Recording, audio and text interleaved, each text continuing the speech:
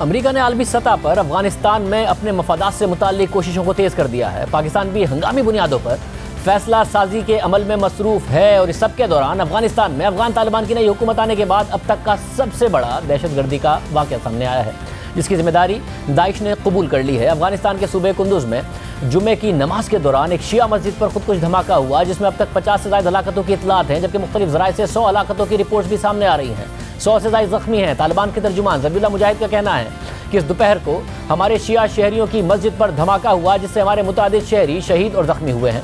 सिर्फ यही नहीं, रवां हफ्ते काबुल में ईदगाह मस्जिद के इहाते पर धमाका हुआ, जहां तालिबान तर्जुमान ज़बीहुल्लाह मुजाहिद की वालदा के लिए फातिहा ख़्वानी की जा रही थी और तालिबान के कई रहनुमा इसमें शरीक भी थे। और इस हमले की भी जिम्मेदारी दाइश ने कबूल की थी। यानी अमरीकी इनखला के बाद जहां अफगान तालिबान ने दाइश के खिलाफ क्रैकडाउन शुरू किया था, तो वहीं दाइश की तरफ से हमलों में भी इजाफा देखने में आया है। दूसरी तरफ आज अफगानिस्तान के मामले पर पाकिस्तान में कौमी सलामती कमेटी का अहम इजलास भी हुआ है, जिसमें इंटेलिजेंस इदारों के सरबराह, सर्विसेज चीफ, वफाकी वज़रा और काबीना अरकान ने शिरकत की। शुरा ने बैनुल-अक़वामी बिरादरी पर जोर दिया कि वह अफगानिस्तान में इंसानी बहरान से बचने के लिए मदद फराहम करे। खित्ते में उभरती हुई सूरत हाल इंतहाई पेचीदा है और अफगानिस्तान में किसी भी अदम इस्तेहकाम के पाकिस्तान के लिए शदीद मुज़म्मरात हो सकते हैं। दूसरी तरफ अमरीकी नायब वज़ीर ख़ारजा भारतीय दौरे के बाद कल 2 रोज़ा दौरे पर पाकिस्तान पहुंची हैं। आज उन्होंने वज़ीर ख़ारजा शाह महमूद कुरैशी से भी मुलाकात की, आर्मी चीफ से भी उनकी मुलाकात हुई है। सलीम साफ़ी, सीनियर साफ़ी तो ज़ियाकार हमारे साथ मौजूद हैं। इस पूरी सूरत हाल पर उनसे बात करेंगे। साफ़ी साहब बहुत शुक्रिया। साफ़ी साहब, ज़ाहिर तवक्को थी कि अब बेहतर हालात हों अफगानिस्तान के। पहले तालिबान पर जिम्मेदारी डाली जाती थी कि वो दहशतगर्दी कर रहे हैं, अब हुकूमत तालिबान की है और उनके ऊपर दहशतगर्दी के वाक़यात हो रहे हैं। क्या उम्मीद नज़र आती है कि अमन आए अफगानिस्तान में, खित्ते में, जिसकी वजह से अमन आए, या आप कैसे देख रहे हैं सूरत हाल को? नहीं शाहज़ेब, मुझे तो नहीं जाता हुआ नज़र आ रहा अमन की तरफ, सिर्फ किरदार बदल गए हैं। देखें, जब तक अमरीकी अफवाज यहाँ से नहीं निकली थी तो तब तक अफ़गानिस्तान को स्टेबलाइज़ रखना अमरीका और अफ़गान हुकूमत की ज़िम्मेदारी थी, और इस तरह के गुरीला जंग के ज़रिए या फिर धमाकों के ज़रिए, ख़ुदकुश हमलों के ज़रिए उसको डिस्टेबलाइज़ करना तालिबान की ज़िम्मेदारी थी। अब किरदार बदल गए हैं। अब अफ़गानिस्तान को स्टेबलाइज़ रखना वो तालिबान की ज़िम्मेदारी बन गई है। और मेरे ख़्याल में उसके बाद अमरीकी अफवाज की यहाँ मौजूदगी तक तालिबान का अपर हैंड था, पाकिस्तान का अपर हैंड था। अमरीकी अफवाज के निकलने के बाद अब हर हवाले से अमरीका का अपर हैंड हो गया है और पाकिस्तान की जो मोहताजी थी अमरीका की, वो भी ख़त्म हो गई है। दूसरा ये कि अफ़गानिस्तान के अंदर पहले भी दाइश, जो कि तालिबान से भी 2 कदम आगे की एक एक्सट्रीमिस्ट ताकत थी, वो दाइश पहले भी तालिबान के साथ लड़ती रही और तालिबान उनके ख़िलाफ़ वो लड़ते रहे, तो वो उनकी जंग जारी है। अब मेरे ख़्याल में जो काम पहले तालिबान अफ़गान हुकूमत के ख़िलाफ़ कर रहे थे, तो वो अब दाइश करने लगी है।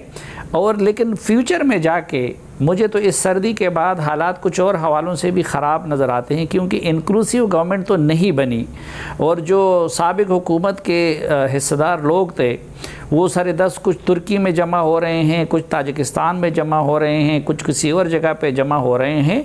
तो फिर एक स्टेज आएगा कि अगर उस तरह की इंक्लूसिव हुकूमत नहीं बनी जिस तरह दुनिया चाहती है, तो फिर जो शमाल की क़ुव्वतें हैं वो मुख्तलिफ रीजनल और ग्लोबल पावर्स की बैकिंग के साथ वो तालिबान की हुकूमत के ख़िलाफ़ उसी तरह की गुरीला जंग करेंगे जिस तरह तालिबान ने अमेरिका और उसके इत्तेहादियों के ख़िलाफ़ किया। मतलब इसके ज़रा हुकूमत पाकिस्तान इन खदशात का इजहार कर रही है कि इसके असरात पाकिस्तान पर भी आ सकते हैं। दूसरी तरफ पाकिस्तान की दफ्तर ख़ारजा ने कहा कि वसी बुनियादों पर पाकिस्तान चाहता है अमेरिका के साथ ताल्लुकात हों। स्ट्रेटेजिक ताल्लुकात की पाकिस्तान बात करता रहा है कि अमेरिका के पाकिस्तान के साथ होने चाहिए। पाकिस्तान के वज़ीर ख़ारजा ने भी ये बात की, मगर जो नायब वज़ीर ख़ारजा पाकिस्तान आई हैं उससे पहले भारत में थी और उनका जो भारतीय मीडिया पर बयान कोट हो रहा है वो ये कि पाकिस्तान का जो दौरा है वो कोई वसी बुनियाद पर ताल्लुकात के लिए नहीं है, बल्कि मखसूस और महदूद मकासद के लिए है। यानी सिर्फ अफ़गानिस्तान स्पेसिफिक ही पाकिस्तान को देख रहा है अमेरिका, और पाकिस्तान पर कहीं बोझ ना डाल दिया जाए इस पूरी की पूरी जो खित्ते की सूरत हाल बन रही है। देखिए शाहज़ेब, इस वक्त पाकिस्तान सफारती हवालों से बदतरीन तन्हाई और कन्फ्यूजन के दौर से गुज़र रहा है। माजी में भी इस तरह के मौक़े आए हैं कि अमेरिका के साथ हमारे ताल्लुकात में उतार चढ़ाव आया है, लेकिन अब के बार नोयत बिल्कुल मुख्तलिफ है और हमारी जो मौजूदा लीडरशिप है वो बिल्कुल सूरत हाल का सही इदराक नहीं कर सकी। मसलन ये वाज़ेह था और अमरीकियों ने भी वाज़ेह किया था कि चीन के कंटेक्स्ट में अब उनकी ज़रूरत इंडिया है और चीन ही के कंटेक्स्ट में वो अफ़गानिस्तान से निकल रहा है।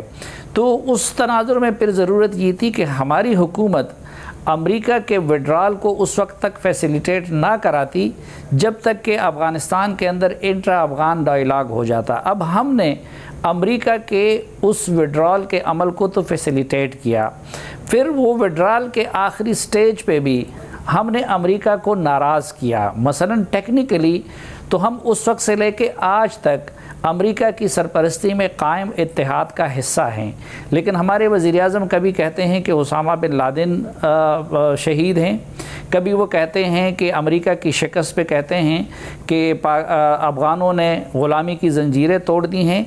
तो वो एक तो अमरीकियों के ज़ख्मों पे नमक पाशी कर रहे हैं, दूसरी तरफ हमारे वज़ीर ख़ारजा या हमारे नेशनल सिक्योरिटी एडवाइज़र वो भी चूँकि साल भर उन्होंने कोशिश की और वो अमेरिका सदर और वज़ीर-ए-आज़म की फ़ोन पे बात भी नहीं करवा सके, कोई और भी उनको कामयाबी नहीं मिली, तो वो भी उल्टा अमेरिका को मज़ीद नाराज़ करने लगे हैं। तो ये तो बिल्कुल पहले से वाज़ेह था कि आप अगर एक डिपेंडेंसी उनकी थी अफ़गानिस्तान के हवाले से हमारे ऊपर, तो जब वो ख़त्म होगी और चीन प्रायोरिटी बनेगा तो फिर वो पाकिस्तान की वो हैसियत नहीं रहेगी। तो आज कल इंडिया में शेरमन ने वो बात खुल के कह दी है कि जी मैं पाकिस्तान जा भी रही हूँ, लेकिन जा रही हूँ सिर्फ़ और सिर्फ अफ़गानिस्तान के यकनुकाती एजेंडे पे। और ये इससे पहले भी पिछले पूरे साल के दौरान आपने देखा होगा कि कोई दिन ऐसा ना गुज़रता कि किसी जनरल का हमारे आर्मी चीफ या DGSI को फ़ोन ना आता, कोई दिन ऐसा ना गुज़रता जब ज़ल्मे खलीलज़ाद का मोहम्मद सादिक ख़ान को फ़ोन ना आता। लेकिन दूसरी तरफ वज़ीर-ए-आज़म या बाकी जो लोग हैं उनसे उन्होंने कोई रब्ता करना गवारा नहीं किया, क्योंकि वो सिर्फ़ और सिर्फ अफ़गानिस्तान के आईने में पाकिस्तान को देखते थे। अब उन्होंने खुल के वो बात की है। फिर हम जो गलती इस वक्त इमरान ख़ान साहब और उनकी टीम के लोग जो ब्लंडर कर रहे हैं वो ये कि वो तालिबान के तर्जुमान बन गए हैं। तो आज उससे भी बड़ी ख़तरनाक बात ये है कि शेरमन ने ये कहा है कि मैं पाकिस्तान जा रही हूँ, लेकिन उधर तालिबान के मामले पे आपसे उनसे बात करने के लिए जा रहा हूँ। हमारा प्राइम मिनिस्टर ताजिकिस्तान जाता है तो उनके सामने ताजिकिस्तान के सदर शिकायतों के अंबार लगा लेते हैं कि जी तालिबान ये कर रहे हैं, तालिबान वो कर रहे हैं।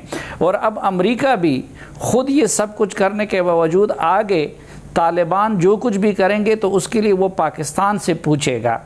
तो मेरे ख़्याल में ये एक तो इंतहाई तशवीशनाक सूरत हाल है। लेकिन इससे पैरेलल जो दूसरी गलती की है कि हम अमेरिका की मोहताजी ख़त्म हो गई, वो नाराज़ हो गया, हम उसके ज़ख्मों पे नमक पाशी कर। लेकिन दूसरी तरफ इस दौरान चीन के साथ ताल्लुकात इतने ख़राब कर दिए हैं इस हुकूमत ने, और चीन जितना नाला है, जो एक्सपेक्टेशन हमारी थी कि अमेरिका को चीन उसी तरह एक्टिवली अफ़गानिस्तान में रिप्लेस कर लेगा, उसके लिए भी चीन तैयार नहीं है।